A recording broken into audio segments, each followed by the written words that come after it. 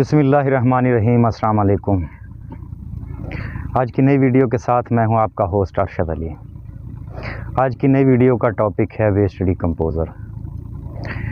कोशिश करेंगे कि हम इस वीडियो में वक्त ज़्यादा ना लेते हुए वेस्ट डिकम्पोज़र का तारुफ़ और इसकी अफादियत के हवाले से बात करें। तो चलिए वीडियो में बढ़ते हैं आगे की तरफ। वेस्ट डिकम्पोज़र एक नेचुरल सोर्स है। इसमें किसी किस्म का केमिकल नहीं होता, इसकी एक्सपायरी भी कोई नहीं होती। और वेस्ट डिकम्पोज़र एक्चुअल जो है बैक्टीरियाज़ का मजमूआ होता है और इन बैक्टीरियाज़ को मुख्तलिफ़ प्रोसेस से गुजार कर एक लंबी मुद्दत के लिए कारामद बनाया गया है। आम तौर पे वेस्ट डिकम्पोज़र को ज़मीन की ज़रख़ेज़ी के लिए इस्तेमाल किया जाता है। इससे खादें भी तैयार होती हैं, इससे न्यूट्रिएंट्स भी तैयार होते हैं, इससे स्प्रेस भी तैयार होते हैं। तो यहाँ तक तो था एक शार्टली सा छोटा सा तारुफ वेस्ट डिकम्पोज़र का। अब बात करते हैं इसके बेनिफिट्स के हवाले से। तो बेनिफिट्स या अफादियत बहुत ज़्यादा हैं वेस्ट डिकम्पोज़र की। ये बैक्टीरियाज़ हमारी ज़मीन में खुराक हासिल करने के लिए नीचे से ऊपर, ऊपर से नीचे मूव करते हैं, सफ़र करते हैं। और ये सफ़र करने की वजह से हमारी ज़मीन खुल जाती है और भुरभुरी हो जाती है, जिससे हवा का वायलेशन बहुत अच्छा होता है, ऑक्सीजन का गुज़र बहुत अच्छा होता है। और भुरभुरी हो जाने की वजह से इनमें जो नमी होती है उसे कायम रखने की सलाहियत बढ़ जाती है।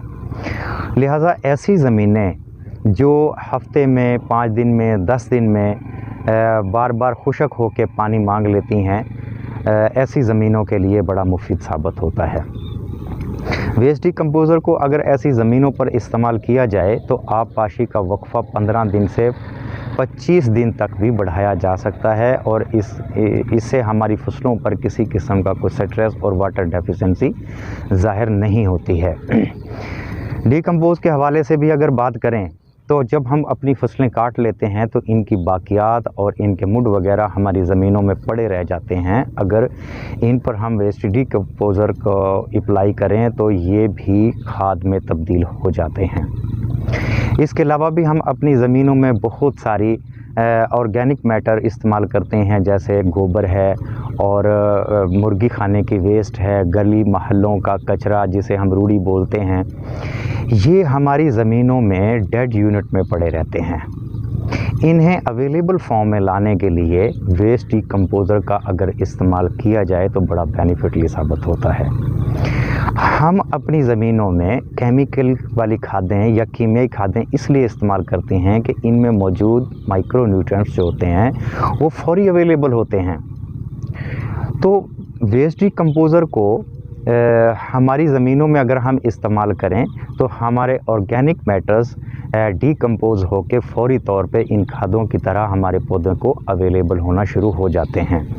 वगरने इन्हें डिकम्पोज़ होकर अवेलेबल होने के लिए तकरीबन 2.5 से 3 साल का अरसा दरकार होता है। अगर हम वेस्ट डिकम्पोज़र के साथ इन ऑर्गेनिक मैटर्स को डालें तो यही अरसा 2.5-3 साल से कम होकर 35 से 40 दिन तक आ जाता है।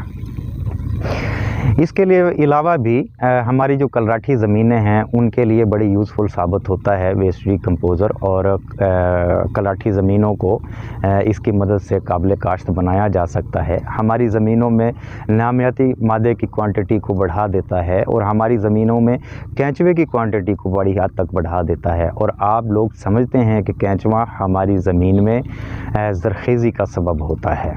इसके अलावा भी हमारी ज़मीन का जो pH लेवल है उसे काफ़ी बेहतर कर देता है। इसे अगर फॉलियर यूज़ किया जाए तो फ्रूट की शाइनिंग और फ्रूट की जो क्वालिटी है उसको बड़ा बेहतर कर देता है। बहुत सारी बीमारियों और नुकसानदेह पेस्ट जो हमारी फसलों पर अटैक रखते हैं उनसे भी फसलों को महफूज रखता है। फसलों की क़ुव्वत मुदाफ़ियत को बढ़ा देता है।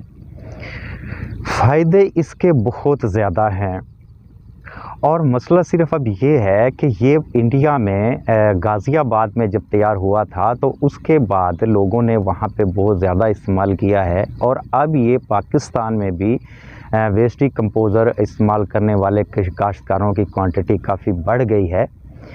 ये लेकिन बदकिस्मती से यहाँ पर अवेलेबल नहीं था। ये जाग की शक्ल में पाकिस्तान में पहुँचाया गया और उससे बहुत सारे किसानों तक इसे पहुँचाया गया है। लेकिन खुशखबरी की बात यह है कि पाकिस्तान में अब ये ओरिजिनल और डब्बी की हालत में बना लिया गया है। प्लांट ग्रो ने मेहनत करके इसे बड़ी ओरिजिनल कंडीशन में तैयार कर लिया है और ये किसी भी किस्म से अफादियत में मेड इन इंडिया से कम नहीं है।